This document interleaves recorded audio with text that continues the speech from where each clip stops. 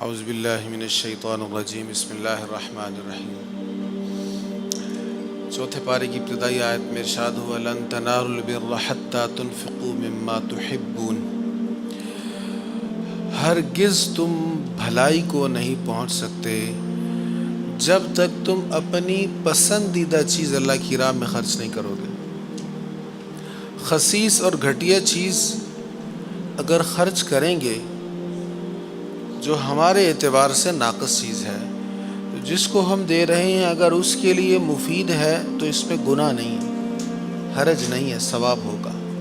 اب ایک چیز ہے آپ کے اسٹیٹس کے اعتبار سے وہ اچھی نہیں ہے، لیکن آپ کسی اور کو دے دیتے ہیں تو وہ خوشی سے نہال ہو جاتا ہے، تو اس کا ثواب تو ہے۔ لیکن ثواب کی صحیح روح اور خرچ کرنے کا صحیح لطف تب ہے جب اپنی پسندیدہ چیز کو خرچ کیا جائے۔ اس لیے یہاں پر تعریفی انداز میں کہا گیا کہ جو اللہ کی راہ میں خرچ کرے گا اس نے صحیح ثواب کی لذت کو حاصل کیا ہے، اور وہ شے جو اس کو پسندیدہ ہے۔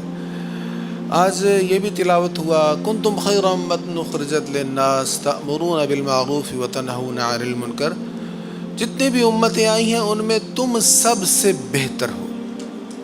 امت محمدیہ کو کہا گیا تم سب سے بہتر ہو۔ بہتری کی وجہ یہاں پہ کیا بیان ہوئی؟ ایک تو بہتری کی وجہ جو بنیادی وجہ وہ یہی ہے نا کہ نسبت مصطفیٰ ہے، ہم حضور علیہ السلام کے امتی ہیں، حضور کی وجہ سے اللہ تعالیٰ نے رحمتیں فرمائی ہیں، آسانیاں فرمائی ہیں، ایک بنیادی وجہ یہ ہے۔ اور یہاں پہ کیا وجہ بیان ہوئی؟ فرمایا تم بہترین امت ہو اس لیے کہ تم نیکی کا حکم دیتے ہو، برائی سے روکتے ہو۔ گزشتہ اقوام جو برباد ہوئیں، گزشتہ امتوں نے جو اپنے انبیاء کے پیغام کو بھلا دیا، کتب میں تحریف ہو گئی، اس کی وجہ یہی تھی انہوں نے برائی سے روکنا چھوڑ دیا تھا۔ انہوں نے کہا جی ہم کیا جانیں، ان کا معاملہ ہے وہی جانیں، ہمیں انہوں نے پوچھا ہے جو ہم انہیں بتائیں، یا ہم ذمہ دار تو نہیں ہیں۔ یہ اسلام کا مزاج نہیں ہے۔ سرکار کریم علیہ الصلوۃ والتسلیم نے بڑی عمدہ مثال دی۔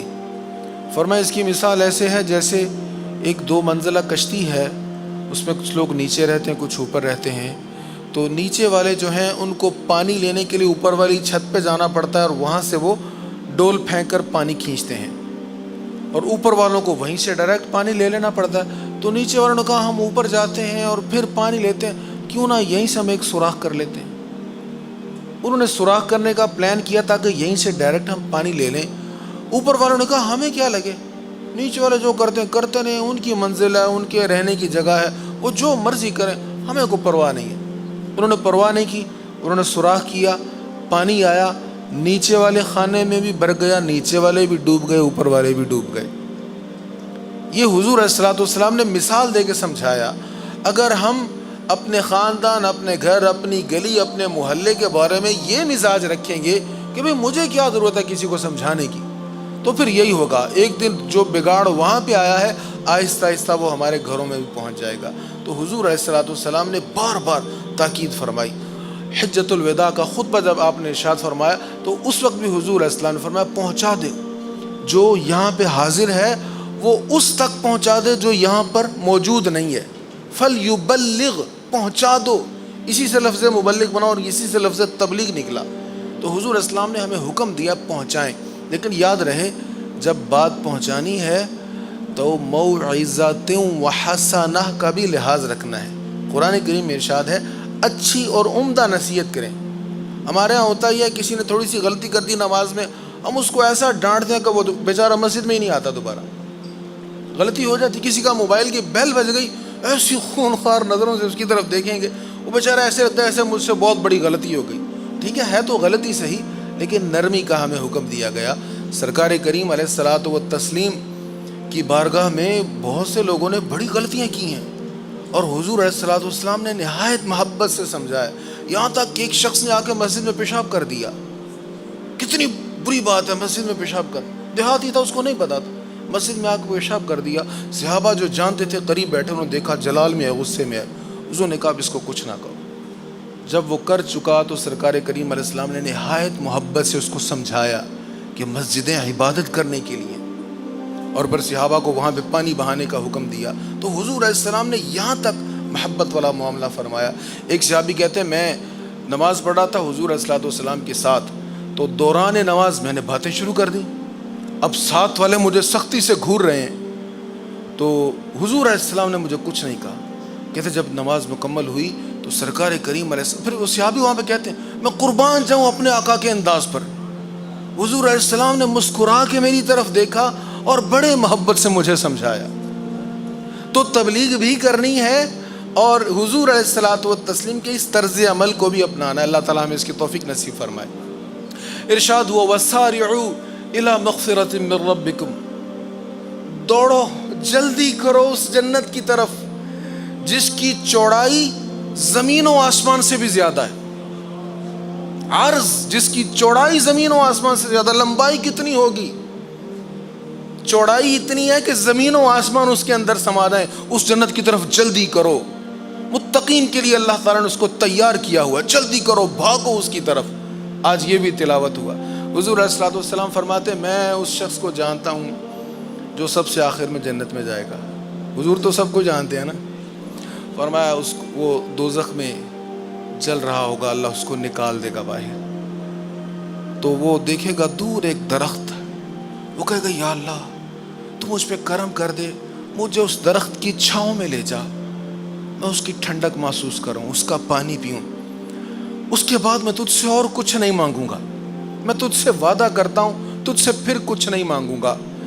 حضور علیہ السلام فرماتے ہیں اللہ تعالیٰ اس کو اس کی درخت کے نیچے کر دے گا، وہ اس کی چھاؤں میں سائے میں آ جائے گا، پانی پیے گا اس کا.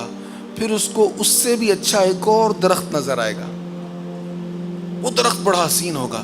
وہ کہے گا یا اللہ اس درخت کے نیچے مجھے کر دے، اس کے بعد کچھ نہیں مانگوں گا.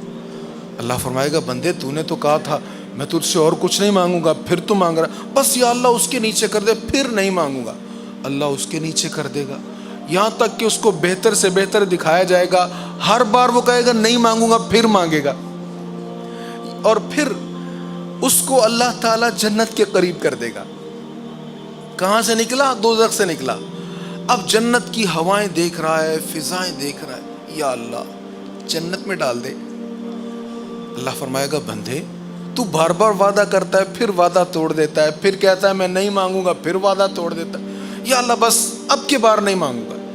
اللہ تعالیٰ اس کو جنت میں داخل فرما دے گا. وہ دیکھو گا جنت میں لوگ آباد ہیں، ہر طرف چہل پہل ہے. وہ کہے گا یا اللہ یہاں میرے لیے بھی کوئی جگہ ہے؟ اتنے لوگ ہیں، اتنی بڑی جنت ہے، ہر طرف گہما گہمی ہے، یا اللہ یہاں میرے لیے بھی کوئی جگہ ہے؟ اللہ فرمائے گا ہاں، جتنی دنیا ہے زمین ہے اتنی جگہ میں تمہیں جنت میں عطا کرتا ہوں. حضور علیہ السلام فرماتے ہیں یہ بات جب وہ سنے گا تو کہے گا یا اللہ تو مجھ سے مذاق کر رہا ہے. حضور فرماتے ہیں جب وہ یہ کہے گا نا تو اللہ تعالیٰ مسکرائے گا. صحابہ کہتے ہیں جب حضور نے یہ بات کہی تو حضور خود بھی مسکرا پڑے، اور حضور کی مسکراہٹ دیکھ کر صحابہ بھی مسکرا پڑے. اللہ تعالیٰ مسکرائے گا جو اس کے شایان شان ہے. اللہ تعالیٰ فرمائے گا نہیں بندے میں مذاق نہیں کر رہا، میں نے تمہیں جتنی زمین ہے اتنی جنت عطا فرما دی. اتنی بڑی جنت ہے. فرمایا یہ جنت جس کا ہر زمین و آسمان اس کے اندر سما جائے، یہ میں نے متقین کے لیے تیار کی ہے. آ جاؤ جلدی کرو، نمازیں پڑھ لو، سجدے کر لو، تلاوتیں کر لو، تلاوتیں سن لو، اور اپنے مولا کو مناؤ، پھر جنت تمہارے لیے کشادہ ہے. آج یہ بھی آیت تلاوت ہوئی الذین یذکرون اللہ قیاما وقعودا وعلی جنوبکم ویتفکرون فی خلق السماوات والارض ربنا ما خلقت ھذا باطلا. ایمان والوں کی پہچان کہ وہ اللہ تعالیٰ کو یاد کرتے ہیں قیام کی حالت میں، بیٹھے ہوئے بھی، کروٹوں کے بل لیٹے ہوئے بھی ذکر کرتے ہیں، اللہ کا یاد کرتے ہیں. اور صرف ذکر نہیں کرتے، وَيَتَفَكَّرُونَ فِي خَلْقِ السَّمَاوَاتِ وَالْأَرْضِ، وہ غور و فکر کرتے ہیں زمین و آسمان کی تخلیق پر. زمین و آسمان کی تخلیق پر یہ اللہ نے کیا کچھ بنایا، کیا کچھ پیدا کیا. ربنا ما خلقت ھذا باطلا، اے ہمارے رب تو نے کوئی بھی شے باطل نہیں پیدا فرمائی. ہر چیز پر غور و فکر کرتے. یہ ایمان والے کا کام ہے، غور و فکر کرنا. ہمیں انٹرنیٹ کی سہولت ملی اور غور و فکر ہمارا کتنا ہے؟ بس اتنا کی غور و فکر ہے کہ دوسروں کا اکاؤنٹ ہیک کیسے کرنا ہے، اور دوسروں کی جو سیکیور چیزیں ہیں ان تک ہم نے کیسے ٹو لگا کے پہنچنا ہے، کیسے کسی کی عزت کو اچھالنا ہے، کیسے کسی کو بدنام کرنا ہے، اور کیسے کسی کی ماں بہن کو ایک کرنا. معاذ اللہ، یہ سب کچھ ہم کر رہے ہیں، پاکستانی اکثریت کے ساتھ کر رہے ہیں. کام کیا تھا؟ غور و فکر کرو، زمین و آسمان کیوں بنایا؟ آج 20-25 لاکھ کا ایک کالا بچھو یہاں سے اسمگل ہو رہا ہے، کروڑوں روپے کا بزنس ہو رہا ہے. بھائی کیوں ہو رہا ہے؟ وہ کیا ہے اس بچھو کے اندر؟ بڑا مار کا سر انجام دیا سندھ کے وڈیروں نے، جاگیرداروں نے، بڑی بڑی قیمتوں پر ملازمین کو خرید کر. بھائی آپ بچھو کو تلاش کرو، پھر اسمگلنگ ہو رہی ہے. تو بڑی وہ سمجھ رہے ہیں ہم بہت بڑا تحقیقی کام کر لیا ہم نے، اور بہت بڑے ہم سیانے ہو گئے، سمجھدار ہو گئے کہ ہم نے ان کو تلاش کر کے ہم بیچنا شروع کر دیا، اسمگل کرنا شروع کر دیا. وہ جو خرید رہے ہیں کروڑوں میں، وہ کیوں خرید رہے ہیں؟ وہی اس آیت پر عمل کر رہے ہیں. ربنا ما خلقت ھذا باطلا، اے ہمارے رب تو نے کوئی بھی شے باطل پیدا نہیں کی. ہم تو صرف یہ دیکھیں گے نا کہ بچھو ہے، مار دیں اس کو. اور انہوں نے جس پر ریسرچ کی، جنہوں نے دیکھا، انہوں نے دیکھو کہا تھا کیا کیا کچھ کر لیا، کیسی کیسی ویکسین اس سے ایجاد کر لی. ابو علی سینا نے قانون لکھی تھی، ایک کتاب. جن لوگوں نے ان آیات پر عمل کیا، کتنی عزتیں اللہ نے عطا فرمائی. ابو علی سینا نے ایک قانون لکھی تھی، طب پر کتاب.